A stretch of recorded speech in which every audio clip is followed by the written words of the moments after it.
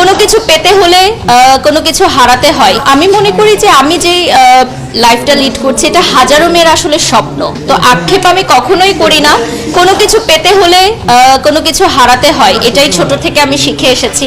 এবং একটা সময় আমি যেহেতু একদমই জিরো থেকে স্টার্ট করেছি, তো আমি সবসময় চিন্তা করতাম যে কবে ক্যামেরাগুলো আমার দিকে তাকাবে, মানুষ আমার সাথে সেলফি তুলতে আসবে। তো এখন যখন এই সময়টা আমার কাছে এসেছে টাচুড, তো আমি কেন কোনো আক্ষেপ করব? আমি কখনোই কোনো রিগ্রেট করি না, আমি এনজয় করি।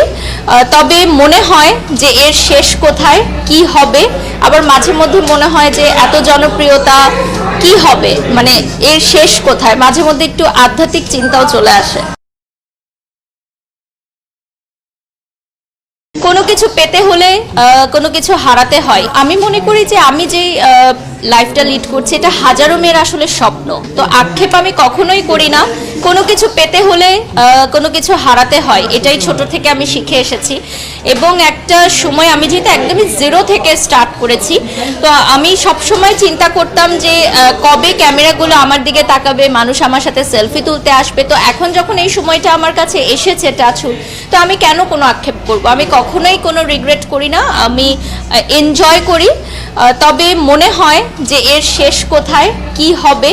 আবার মাঝে মধ্যে মনে হয় যে এত জনপ্রিয়তা কি হবে, মানে এর শেষ কোথায়। মাঝে মধ্যে একটু আধ্যাত্মিক চিন্তাও চলে আসে।